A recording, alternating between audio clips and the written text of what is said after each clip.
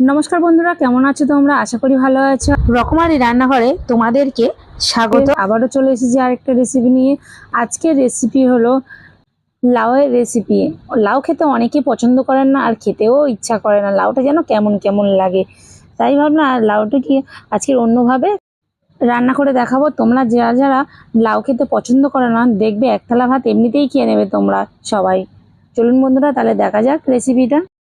ছোট সাইজের একটা লাউ নিয়ে নিয়েছি, আর নিয়ে নিয়েছি চিংড়ির মাথা। আজকে বললাম মাকে একটু চিংড়ি দিতে, মা চিংড়ি দিলই না, বললো বাচ্চারা খাবে, তাই আমি চিংড়ির মাথা নিয়েই এই রেসিপিটা বানাবো। এখানে আদা রসুন বাটাটা আগে থেকে করে নিয়েছি, দিয়ে দিলাম লঙ্কা কুচি, আর দিয়ে দিলাম টমেটো, আর দিয়ে দেব চিংড়ির মাথাগুলি দিয়ে দেব।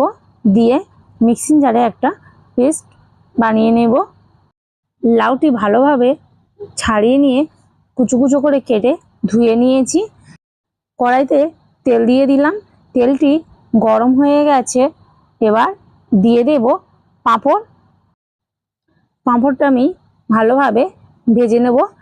4-5টা পাঁপড় আমি ভেজে নেব। ওই পাঁপড় ভাজার তেলে দিয়ে দিলাম জিরে, শুকনো লঙ্কা, আর দিয়ে দেব পেঁয়াজ কুচি দিয়ে দিলাম। দিয়ে একটু রাঙা করে ভেজে নিলাম। এবার দিয়ে দেব যে আদা রসুন আর চিংড়ির মাথাটা দিয়ে পেস্টটি বানিয়ে রেখেছিলাম, সেটি দিয়ে দিলাম। দিয়ে এবার দিয়ে দেব পরিমাণ মতন হলুদ, আর দিয়ে দিলাম পরিমাণ মতন লঙ্কার গুঁড়ো, আর দিয়ে দেব ধনে গুঁড়ো। মশলাটি ভালোভাবে আবারও ভাজা ভাজা করতে থাকবো কিছুক্ষণ ধরে।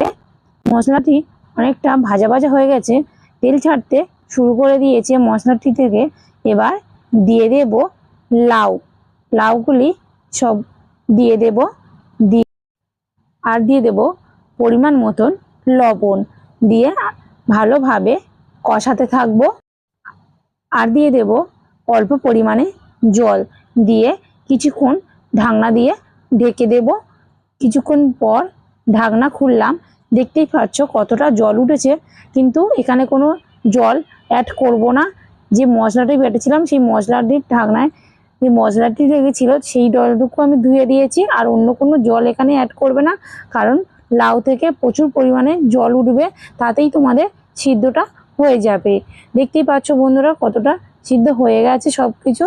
আর এবার দিয়ে দেব পাঁপড়গুলি যে ভেজে রেখেছিলাম, 4 পিস পাঁপড়, সেই পাঁপড়গুলি উপর থেকে দিয়ে দিলাম। দিয়ে একটু নাড়াচাড়া করে নেব কিছুক্ষণ ধরে। সবশেষে দিয়ে দেব এবার ভাজা মশলা।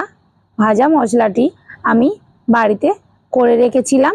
জিরে, মৌরি, ধনে, তেজপাতা আর শুকনো লঙ্কা দিয়ে আমি এই মশলাটি করে নিয়েছিলাম অফলাইনে, মানে আগে করে রেখেছিলাম, সেটি ছিল, আমি দিয়ে দিলাম। এবার নামিয়ে নেব। দেখতেই পাচ্ছ বন্ধুরা কত সুন্দর হয়েছে। আর মশলাটি দিয়েই নামাবে, উনুনটি অফ করে মশলাটি দেবে সেন্টটি হওয়ার জন্য। আর দেখতেই পাচ্ছ বন্ধুরা কত সুন্দর হয়েছে। আর এমনভাবে অবশ্যই ট্রাই করো বন্ধুরা, দেখবে খেতে খুব সুন্দর লাগবে। আর চিংড়ির মাথা দিয়ে করেছি বলে তোমরা ভেবো না যে খারাপ লাগবে খেতে, কিন্তু খেতে খুব সুন্দর লাগবে। এমন প্রসেসে অবশ্যই বাড়িতে ট্রাই করো বন্ধুরা। আর ভিডিও